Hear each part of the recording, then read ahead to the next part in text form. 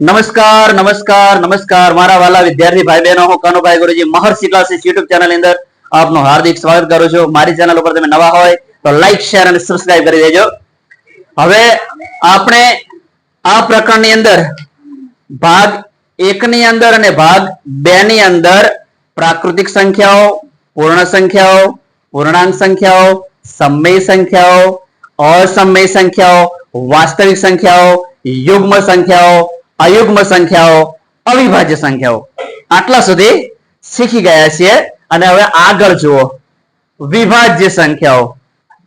વિભાજ્ય સંખ્યાઓ જે છે તમે અવિભાજ્ય ગઈકાલ આપણે સમજાયેલી, વિભાજ્ય એની અંદર થોડુંક સમજાવ્યું પણ આજે થોડુંક એને રિપીટ કરી લઈશું એટલે ફરી પાછું તાજું થઈ જાય. જો એની પહેલી વ્યાખ્યા જુઓ. વિભાજ્ય સંખ્યા એક સિવાયની કોઈ પણ પ્રાકૃતિક સંખ્યા જો અવિભાજ્ય ના હોય તો તેને વિભાજ્ય સંખ્યા કહે છે. જો અહીંયા તમે અવિભાજ્યની વ્યાખ્યા જોઈને ત્યારે પણ એની અંદર આવ્યું હતું એક સિવાયની. અહીંયા પણ જો વિભાજ્ય સંખ્યાની અંદર પણ શું લખ્યું છે? એક સિવાયની. એટલે કે એકડો જે છે એ અવિભાજ્ય નથી અને વિભાજ્ય પણ નથી. બરાબર છે? થોડુંક આપણે છેલ્લે જે ગઈકાલે ભણ્યા છીએ અથવા તો આગલા વિડીયોમાં જે શીખ્યા છીએ એ ફરી હું રિપીટ કરું છું. આપણે ગઈકાલે આ રીતનું શીખ્યા. ચાલો એકના અવયવો કેટલા? એકડો પોતે એક જ. પૂરેપૂરું ધ્યાન આપજો. ગઈકાલે આપણે થોડાક તમે ઉતાવળમાં અમુક લોકો બેધ્યાન પણ બન્યા હતા. બરાબર? ચલો બે ના અવયવ કયા કયા? એક એક અને સંખ્યા પોતે બગડો. બરાબર? ચલો ત્રણ ના અવયવ એક અને ત્રણ. એક અને સંખ્યા પોતે. ચલો ચાર ના અવયવ એક ચોક ચાર, બે દુ ચાર, ચાર એકા ચાર. કેટલા અવયવો થયા? ત્રણ. થોડાક આગળ જઈએ હજુ. ચલો પાંચ ના અવયવ એક અને પાંચ. એક એકડો એક સંખ્યા પોતે બે જ. ચલો છ ના અવયવ એક છક છ, બે તરી છ, ત્રણ દુ છ અને છ એકા છ. બરાબર છે? એક સાત લઈએ. એક અને સાત. બરાબર છે? ચલો આઠ ના અવયવ એક અઠાઠ, બે ચોક આઠ, ચાર દુ આઠ અને આઠ. આટલું રાખીએ. બરાબર છે? હવે આની અંદર તમે જુઓ બેટા,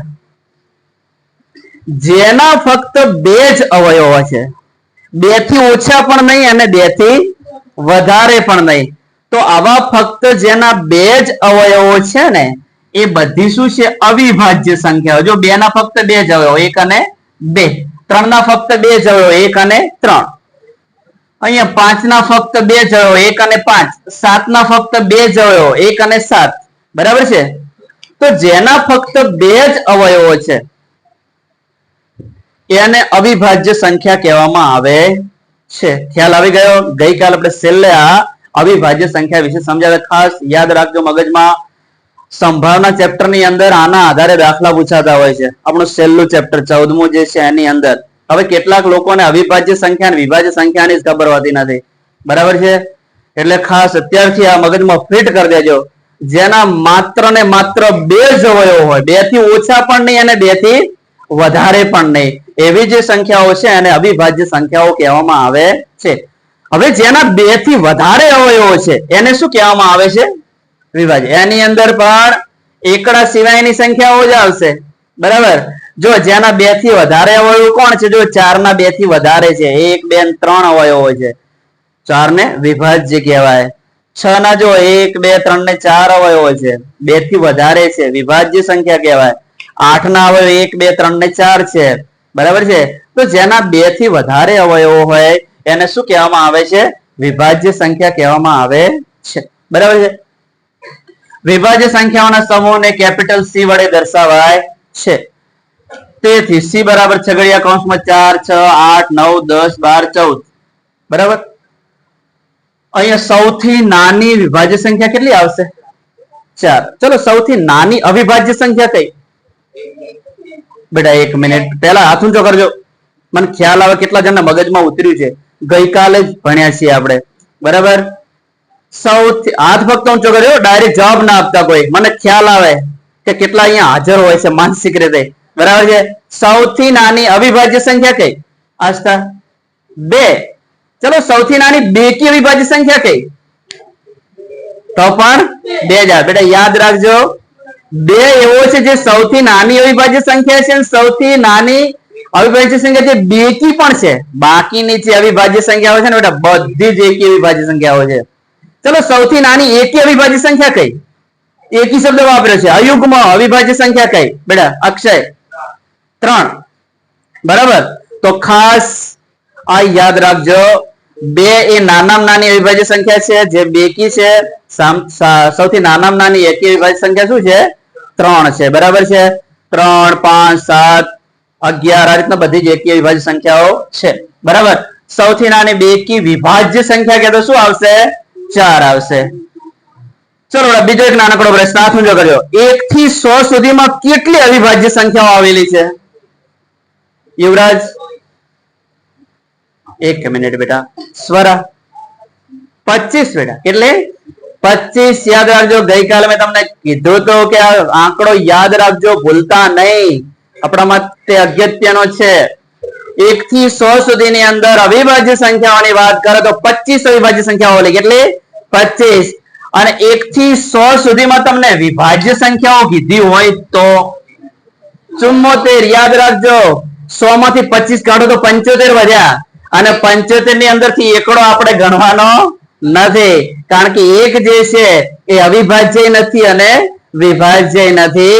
એક જે છે એનો ફક્ત એક જ અવયવ હોવાથી એ વિશિષ્ટ સંખ્યા છે. કેવી છે? વિશિષ્ટ સંખ્યા છે. એને તમે યાદ રાખજો. તો 75 માંથી એક કાઢો 74 વધ્યા. તો 1 થી 100 સુધીમાં 74 વિભાજ્ય સંખ્યાઓ આવેલી છે. યાદ રહી ગયો? ઓકે. હવે બેટા જો આટલેથી આ થોડું નવું ચાલુ થયું છે, પૂરેપૂરું ધ્યાન આપજો. પરસ્પર અવિભાજ્ય સંખ્યા. પરસ્પર અવિભાજ્ય સંખ્યા કોને કહેવાય? હવે ધોરણ 6 ની અંદર જ્યારે તમે હતા ત્યારે ત્યાં એક સંખ્યા શીખ્યા હતા અને એનું નામ હતું સહ અવિભાજ્ય સંખ્યા. ત્યાં આપણે શું કહેતા હતા? અને સહ અવિભાજ્ય સંખ્યા. વસ્તુ એની એ જ છે. અહીંયા ત્યાં આપણે સહ અવિભાજ્ય સંખ્યા કહેતા હતા. અહીંયા આનો શબ્દ વાપર્યો છે પરસ્પર અવિભાજ્ય સંખ્યા. બરાબર. જો એની વ્યાખ્યા એકવાર જોઈ લો. પરસ્પર અવિભાજ્ય સંખ્યા કોને કહેવાય? જે બે પ્રાકૃતિક સંખ્યાઓને એક સિવાય કોઈ પણ સામાન્ય અવયવ ન હોય તેવી સંખ્યાઓને પરસ્પર અવિભાજ્ય સંખ્યા કહે છે. જે પણ સંખ્યાઓ હોય ને એમની વચ્ચે જે સામાન્ય અવયવ છે એ એક સિવાયનો કોઈ ના હોવો જોઈએ. દાખલા તરીકે 8 અને 9 પરસ્પર અવિભાજ્ય છે. જો એને સમજ્યો. હાલ હજુ ઓછી ખબર પડી હશે. આપણે આને ગણતરી કરી સમજીએ. જુઓ 8 ના અવયવો તમે જુઓ. 8 ના અવયવો 2 ગુણ્યા 2 ગુણ્યા 2. 9 ના અવયવો 3 ગુણ્યા 3. બરાબર છે. ચલો બંનેની અંદર હોય એવું કઈ છે આમાં? નથી. અને જ્યારે કશું જ સામાન્ય ના હોય તો બંનેની અંદર જો મેં એક એક તમને ખબર પડે એટલા માટે લખ્યા છે. અહીંયા કઈ સામાન્ય ના હોય તો અહીંયા સામાન્ય અવયવ તમારે શું લેવો પડે છે ખબર છે? સામાન્ય અવયવ બરાબર શું મળશે આપણને? 1 મળશે. શું મળશે? 1. જ્યારે બે સંખ્યાઓ વચ્ચે એક સિવાય કોઈ સામાન્ય અવયવ ના હોય ને ત્યારે અમને પરસ્પર અવિભાજ્ય સંખ્યાઓ કહેવાય. શું કહેવાય? પરસ્પર અવિભાજ્ય સંખ્યાઓ. તમારા મગજમાં એવું થશે ગુરુજી 8 તો વિભાજ્ય છે, કારણ કે 8 ના 2 થી વધારે અવયવો છે. 9 વિભાજ્ય છે, જેના 2 થી વધારે અવયવ છે. હા, બંને સંખ્યાઓ વિભાજ્ય છે, પણ બંને સંખ્યાઓનો સામાન્ય અવયવ કેટલો છે? એક જ છે. એક સિવાય કશું જ સામાન્ય નથી. એટલા માટે 8 અને 9 ને શું કહેવામાં આવશે? અહીંયા પરસ્પર અવિભાજ્ય સંખ્યા કહેવાશે. શું કહેવાશે? પરસ્પર અવિભાજ્ય સંખ્યા કહેવાશે. ચલો તમારા મગજમાં એવું થાય કે ગુરુજી 2 અને 3 ને પરસ્પર અવિભાજ્ય કહેવાય? ચલો બેટા 2 અને 3 ને પરસ્પર અવિભાજ્ય સંખ્યા કહેવાય કે નહીં? કહેવાય. વાત સાચી છે બેટા, કારણ કે 2 અને 3 તો ઓલરેડી અવિભાજ્ય છે અને બંને ભિન્ન અવિભાજ્ય સંખ્યાઓ છે. જુદી જુદી અવિભાજ્ય સંખ્યાઓ છે. એમનો સામાન્ય અવયવ કેટલો આવે? 1 માટે. એટલે 2 અને 3 ને પણ પરસ્પર અવિભાજ્ય કહેવાય. બંને અવિભાજ્ય છે અને પરસ્પર અવિભાજ્ય છે. બરાબર છે. પણ 8 અને 9 વિભાજ્ય છે, પરંતુ પરસ્પર કેવી છે રે? અવિભાજ્ય. મગજમાં ઉતરી બેટા હું બોલે ધ્યાનમાં આવ્યો વસ્તુ બરાબર છે. બે સંખ્યાઓ વચ્ચેનો સામાન્ય હોય એક હોય ને એક સિવાય કોઈ સંખ્યા ના હોય તો એને પરસ્પર અવિભાજ્ય સંખ્યા કહેવામાં આવે છે. રેડી ક્લિયર ઓકે આગળ વધીશું. હવે જો ક્યારે પૂછાયું નથી આ ક્યારે પૂછાયું નથી પણ મગજમાં ફિટ કરી દેજો આંક. જાન્યુઆરી 2019 સુધીમાં શોધાયેલ સૌથી મોટી અવિભાજ્ય સંખ્યા 2,82,589,933 છે. આજ સુધી મોટામાં મોટી 2019 ની જાન્યુઆરી મહિના સુધી મોટા મોટી અવિભાજ્ય સંખ્યા આટલી શોધાણી છે બરાબર છે. આપણી ભારતીય પદ્ધતિ પ્રમાણે આને ગણવું હોય તો ગણો એકમ દશક 100,000 લાખ 10 લાખ ને કરોડ 8,25,89,933 માઇનસ એક અંકની આ સંખ્યા છે. અને એ સંખ્યામાં કેટલા અંકો આવેલા છે જુઓ. આ મોટા મોટી જે સંખ્યા શોધાણી ને એની અંદર 24,862,048 અંકો ધરાવતી આ સંખ્યા છે. આની અંદર આટલા અંકો આવેલા છે.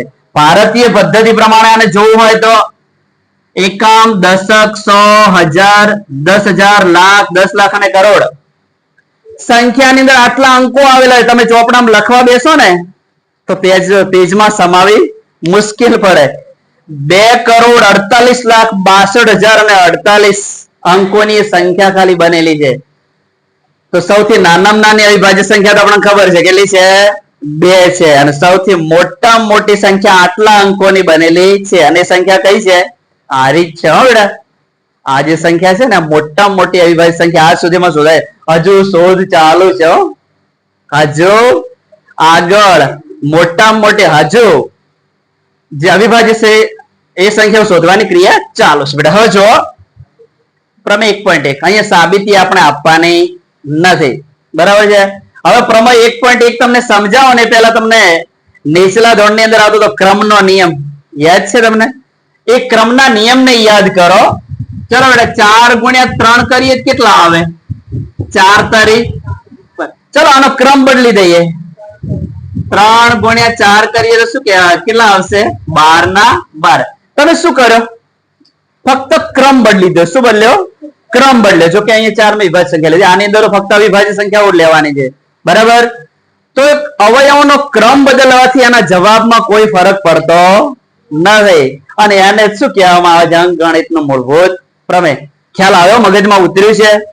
વાસ્તવમાં અંકગણિતનો મૂળભૂત પ્રમેય એટલે એનો ક્રમ જે છે એના વિશેનું છે. ક્રમને આડાઅવળો કરો તો જવાબમાં કોઈ ફરક પડે નહીં. જો હોય તો જોજો અહીંયા પ્રમેય 1.1 અંકગણિતનું મૂળભૂત પ્રમેય આને કહેવામાં આવે છે દરેક વિભાજ્ય સંખ્યાને તેના અવયવોના ક્રમને અવગણીને અવિભાજ્ય સંખ્યાઓના ગુણાકાર તરીકે અનન્ય રીતે દર્શાવી શકાય છે. અનન્યનો મતલબ કોણ ખબર છે બેટા?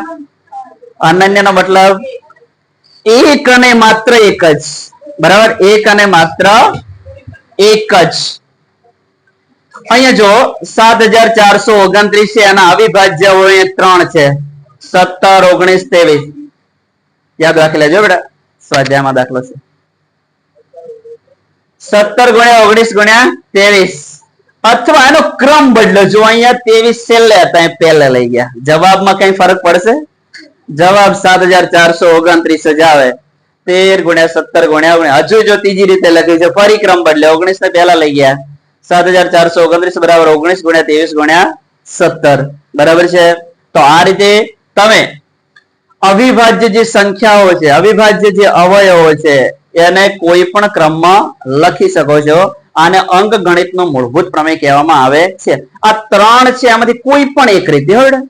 અહીંયા અનન્ય શબ્દ એટલા માટે વાપરે છે કે અહીંયા જુદી જુદી રીતે 3 રીતે લખી શકાય છે પણ આમાંથી કોઈ પણ એક રીતે આપણે લખી શકીએ કોઈ પણ ક્રમમાં. જો આની આ વસ્તુ બીજા શબ્દોમાં એકથી મોટી કોઈ પણ પ્રાકૃતિક સંખ્યાનો અવિભાજ્ય અવયવમાં અવિકર્ણ તેમના ક્રમને અવગણીએ તો અનન્ય છે. ક્રમને શું કરી શકીએ આપણે અવગણી શકીએ અને કોઈ પણ એક અને માત્ર એક જ રીતે આપણે એને લખી શકીએ બરાબર છે.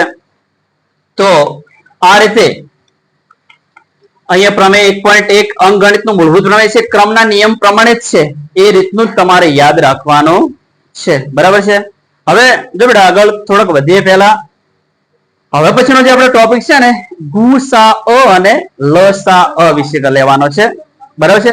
અત્યારે થોડીક એના વિશે માહિતી મેળવીએ. ચલો, ગુસા અ જે છે એનું પૂરું નામ કોઈને આવડે છે? બધા યાદ કરો થોડી વાર. ગુસા અ જે છે એનું પૂરેપૂરું નામ શું? ફક્ત હાથ ઊંચો કરીશું.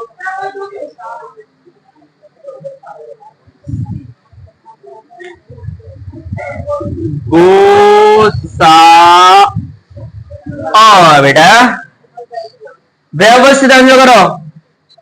ખાઈને આવ્યા છે બરાબર? તારો નાસ્તો કરે છે? હેલો હેલો બોલ યાત્રી. સાચું છે એકદમ. ગુરુત્તમ સામાન્ય અવયવ. હજુ બેટા પૂરેપૂરું ધ્યાન આપજો. હમણાં ક્યાંક તો સેટ પ્રશ્ન આવશે બેટા, ધ્યાન આપજો પૂરેપૂરું. આનું પેલું પૂરું નામ લખી દો, ધ્યાન આપજો. ગુરુત પારો આપણે સાદો ર કરી. ગુરુત્તમ સામાન્ય અવયવ. હવે હાથ ઊંચો કરજો બેટા. કોઈ બોલી ના જતા જવાબ, ફક્ત હાથ ઊંચો કરો. મને ખ્યાલ આવે છે કેટલા જણને ફૂલ ફોર્મ આવડે છે. લસા અ. નિતેશ બેટા એક જ મિનિટ, ફક્ત હાથ ઊંચો રાખો.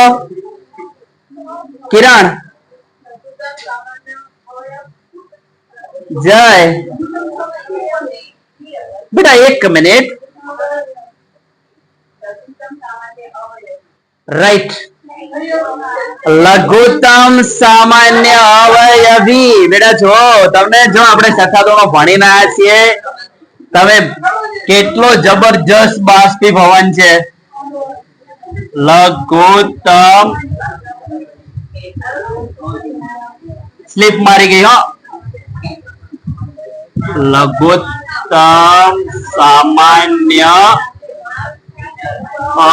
અવયવી. ભાઈ આ વી યાર લગ પડ્યો.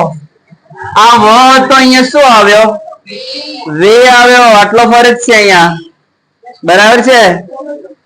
તો અહીંયા ગુસા અ એટલે ગુરુત્તમ સામાન્ય અવયવ. જે પણ અવિભાજ્ય આપણે અવયવો પાડેલા હોય એમાંથી સામાન્ય અવયવ શોધવાના છે.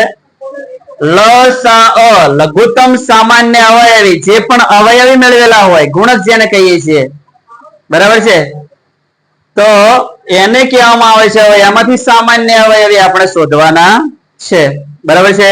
તો આપણે ગુસા અ અને લસા અ જે છે એ આવતીકાલ શીખીશું. બરાબર. Thank you very much. ખૂબ ખૂબ ધન્યવાદ. જય મા સરસ્વતી.